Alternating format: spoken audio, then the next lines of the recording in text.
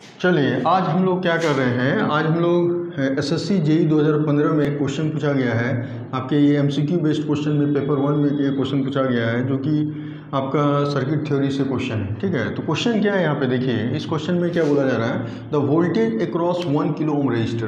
देखिए आप इस सर्किट में 1 किलो ओम रजिस्टर कहाँ पे, तो इस जगह पे आपको देखने को मिल रहा है 1 किलो ओम रजिस्टर। तो इसके अक्रॉस में क्या बोला है, the voltage across 1 kilo ohm resistor of the network shown in the given figure. तो इस फिगर में आपको 1 किलो ओम रेजिस्टेंस कहाँ पे, यहाँ पे। तो इसके अक्रॉस में आपको वोल्टेज फाइंड आउट करना है। ठीक है, what is your voltage across 1 kilo ohm resistance. Okay, तो हम लोग यहाँ पे देखते हैं, तो इसके अक्रॉस में जो 1 किलो ओम रजिस्टर है, इसके अक्रॉस में क्या वैल्यू मिलने वाला है। ठीक है, तो देखिए इसके अक्रॉस में हमको वोल्टेज फाइंड आउट करना है। तो सबसे सिंपल मेथड क्या है आपका, नोडल एनालिसिस मेथड। आप नोडल एनालिसिस मेथड से आप क्या कर सकते हो, इसको आसानी से फाइंड आउट कर सकते हैं।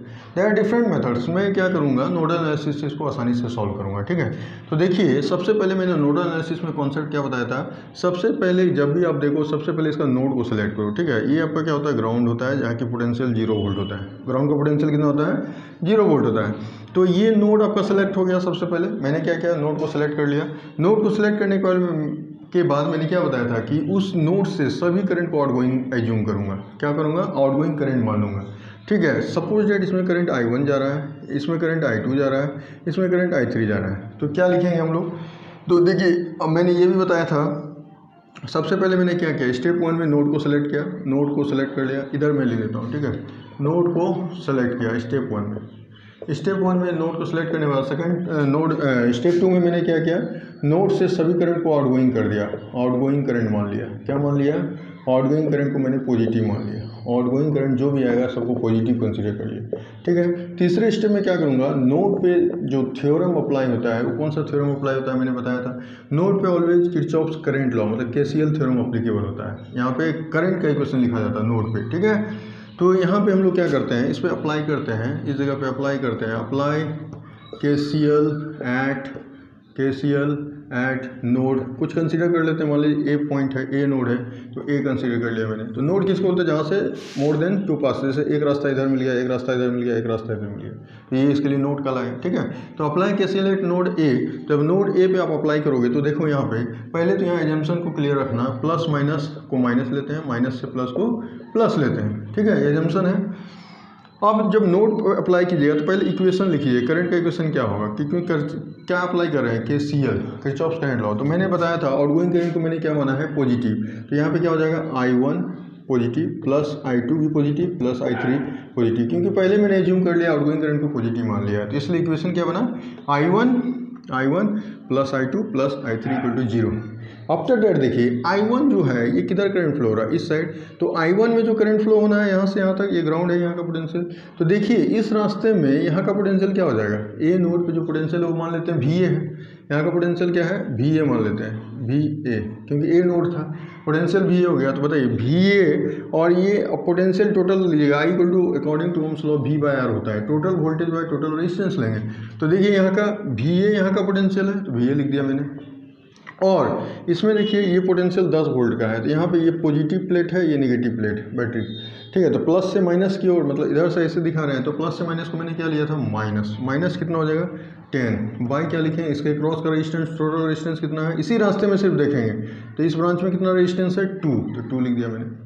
प्लस अब I2 में देखिए, I2 किधर करंट फ्लो हो रहा है, इधर हो रहा है। ठीक है, तो देखिए I2 में यहाँ का पोटेंशियल कितना है, V/R होता है ना, तो यहाँ का पोटेंशियल कितना है, VA है। और देखिए इस जगह का अगर यहाँ पे सेलेक्ट करें तो यहाँ ये ग्राउंड है, तो ग्राउंड का पोटेंशियल 0 वोल्ट होता है, तो -0 लिखिए, बात तो वही हो जाएगा, VA ही आएगा। तो 0 लिख दिया मैंने, बाय इसके क्रॉस में रेजिस्टेंस कितना है, 1 किलो ओम है, 1 किलो ओम लिख दिया। प्लस अब I3 ब्रांच में चलिए, मतलब I3 जिधर करंट फ्लो हो रहा है, तो करंट इधर फ्लो हो रहा है I3, तो इधर क्या हो जाएगा, यहाँ का पोटेंशियल क्या है, VA है। ठीक है, लेकिन यहाँ थोड़ा सा ध्यान देने वाली बात है, यहाँ पे देखिए टर्मिनल इसने चेंज कर दिया। यहाँ पे क्या था, प्लस माइनस, यहाँ क्या माइनस प्लस, थोड़ा सा यहाँ पे कंसंट्रेट करना है।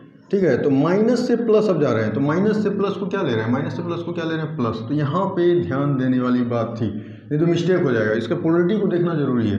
ठीक है, तो माइनस से प्लस को प्लस लिया, प्लस कितना वोल्ट है यहाँ पे, 2 वोल्ट है। बाई इसके क्रॉस का रेजिस्टेंस कितना है, तो ये 2 किलो ओम है, तो यहाँ 2 kilo ohm equal to, equation क्या बोलता है, इक्वल टू 0।